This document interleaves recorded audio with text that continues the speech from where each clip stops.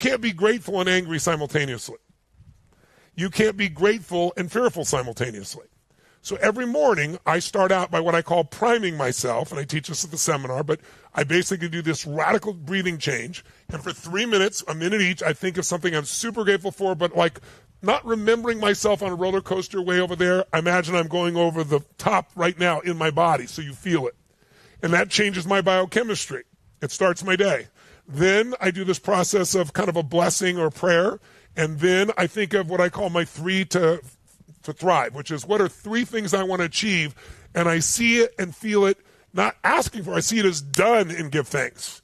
I feel it, my body is done, and it conditions your nervous system. I do that for 10 minutes, 3 minutes, 3 minutes, 3 minutes. I'm done. That's how I start my day. So that, guess what happens now when I wake up, even before I do it? My brain's already thinking things to be grateful for because I've trained it, just like I've trained it by going in the water. So you need to retrain yourself by stacking the good. And by the way, for all of you, I went much deeper on this than I expected on these 2 questions. I'm looking at the time. Holy shit, I got to hustle up. So for all of you, why don't you try this for a second? I want you to think of your most common, most intense and stressful thought.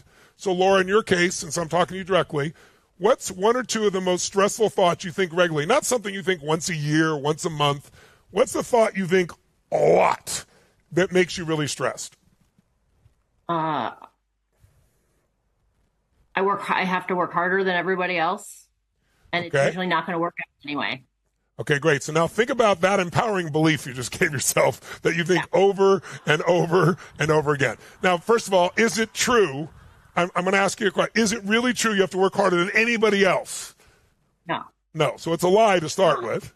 No. And by the way, when you say that to yourself, what does it make you feel? Terrible. Yeah. Give me more words than just terrible. What does it really feel when it, like, you know? It feels awful. Yeah. Yes. It's terrible. It's heartbreaking.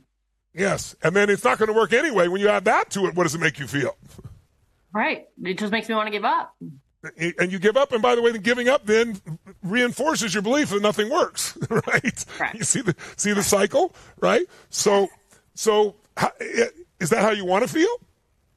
No, absolutely not. Okay. Well, what if you never had that thought whatsoever? You never had the thought, it didn't exist, that you have to work harder than everybody else, and it'll never work anyway. What if you never had that thought? It never came in your head whatsoever. How would you feel?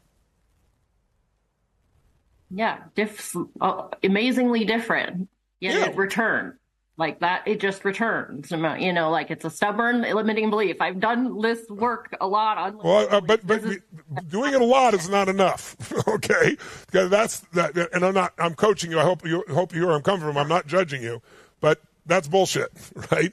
You have to push through enough times with enough threshold of it over and over again till it sticks, right? It's like that's like saying, Steph Curry saying, "Well, I've taken 500 shots."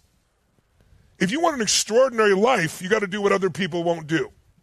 To be successful, do what the failures won't do. The failures will not do it over and over again until it's conditioned. The failures will go, well, I tried it for 2 or 3 hours and it's up. That's why I still do the events that I do, and that's why I do repetition. One of the reasons I teach these seminars is because then I get to hear them again, right? I get it in my own body. It's the repetition. I got to live it. I got to experience it. So you need some new rituals. And you need to break out of those pieces, and you got to stop lying to yourself. And by the way, I'm not pushing towards a seminar, but this exact thing, you need to go through the Dickens process with this new specific belief and destroy it, where it no longer exists, where it's not even something available to you. It's like in the old days when you used to listen to music on CDs, and if you ever scratch the CD and can't play it, well, right now you have this in your head, this CD that keeps playing over and over again. We need to take it out and scratch it up so hard that it'll never play again. And then you're open to something new and put something new inside. But I'll show you today how to do the stacking as well.